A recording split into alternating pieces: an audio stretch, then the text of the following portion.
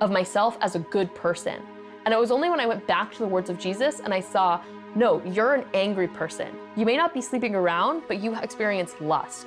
You are very arrogant. You think too highly of yourself. Seeing those things made me realize that I wasn't really a good person. My family is very competitive. There's always been a high priority on being the best. So much of my identity was founded on I'm the smartest one in the room, right? I'm not the prettiest, I'm not the most athletic, right? I'm the smartest. At 11 years old, Jordan decided there was no God and began openly challenging her Christian classmates. I would bring the Bible to school with Post-it notes where all the contradictions were, and then I would say, tell me why this isn't a contradiction. And they couldn't really do it. But in high school, Jordan started to see a contradiction in her own beliefs. She considered herself a good person, but that raised a question she couldn't answer. Where does morality come from, if not from God? Why is something right or wrong? Why do I believe in human rights? I don't believe in a God, so where are these things coming from? I had gone and asked all of these other people, and nobody had a good answer. I had this kind of epiphany where I said, I'm gonna wait until college to explore those questions so that I can get into a good school. And that worked out pretty well, because I got into Harvard. Now being surrounded by people with whom I'm no longer the smartest person in the room 95% of the time, it destroys that sense of identity and of worth, and it makes you wonder, who really am I and what makes me valuable? As Jordan began to question her worth, she became friends with Joseph Porter, a Christian conservative who gave her even more questions to think about. It really started pressing me on, where does your morality come from? Why do you believe in it? You're just saying it kind of emerges from nowhere. I started seeing maybe there are these cracks in my own intellectual framework. Jordan enrolled into a meta-ethics class, hoping to find answers that would strengthen her argument. Instead, she was assigned a short reading assignment, an essay by C.S. Lewis. Essentially what C.S. Lewis says is God is goodness. God is the good. And our lives are good when we strive to imitate God. It was mind-blowing. And when she read Jesus' Sermon on the Mount, she was struck by what he said about what it means to be good. As an atheist, I was living life better, according to a Christian ethic, than a lot of Christians were. Like, I wasn't sleeping around, I wasn't doing drugs, I wasn't drinking, I was a good student. And so it's very easy for me to think of myself as a good person. And it was only when I went back to the words of Jesus and I saw, no, you're an angry person. You may not be sleeping around, but you experience lust. You are very arrogant. You think too highly of yourself. Seeing those things made me realize that I wasn't really a good person. Maybe there's some truth here that I haven't figured out yet. Maybe I don't know the best way to run my life.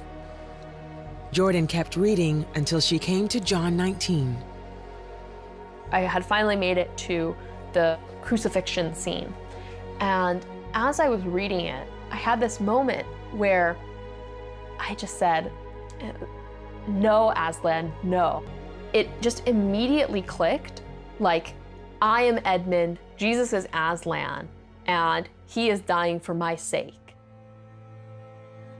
Seeing it now with me in the story was just a totally radically new way of looking at it, and realizing kind of my own sinfulness in that moment and my own need for healing from that sin made all the difference in how I read it. And so I started just crying, really thinking about Aslan, but thinking about Jesus through that process.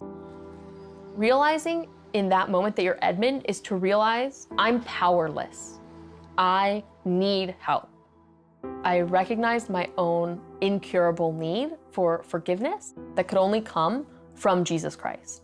So she pored over every scientific argument, analyzed every prominent religion, and all the evidence pointed her back to Jesus Christ. One of the things that helped me the most to eliminate my pride was having to admit that I had been wrong all of those years as an atheist. Ultimately, it came down to a profound yet simple truth.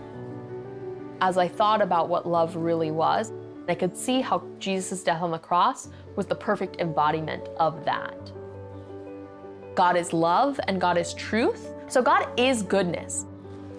It was at that point when I realized, if I want to try this Christianity business, I can't do it half-heartedly. I have to be fully committed.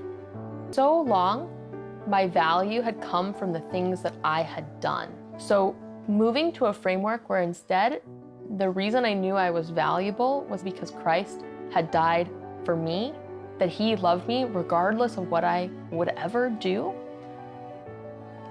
It's immensely freeing. The C.S. Lewis essay which pointed her to Christ was The Poison of Subjectivism, which lays out brilliant arguments as only one of the most brilliant writers from the past 200 years possibly could. Listen to this. When we turn to practical reason, the ruinous effects are found operating in full force. By practical reason, I mean our judgment of good and evil. If you are surprised that I include this under the heading of reason at all, let me remind you that your surprise is itself one result of the subjectivism I am discussing.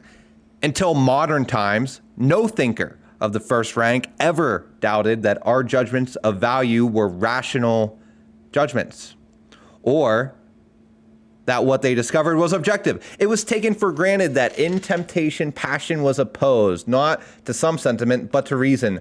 Thus Plato thought, thus Aristotle, thus Hooker, Butler, and Dr. Johnson. The modern view is very different. It does not believe that value judgments are really judgments at all. They are sentiments or complexes or attitudes produced in community by the pressure of its environment and traditions, and differing from one community to another. To say that a thing is good is merely to express our feeling about it, and our feeling about it is the feeling we have been socially conditioned to have.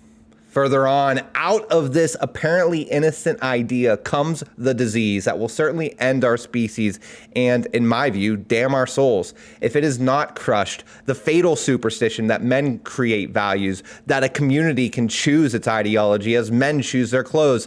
Everyone is indignant when he hears the German define justice as that which is to the interest of the Third Reich. But it is not always remembered that this indignation is perfectly groundless if we ourselves regard morality as a subjective sentiment to be altered at will.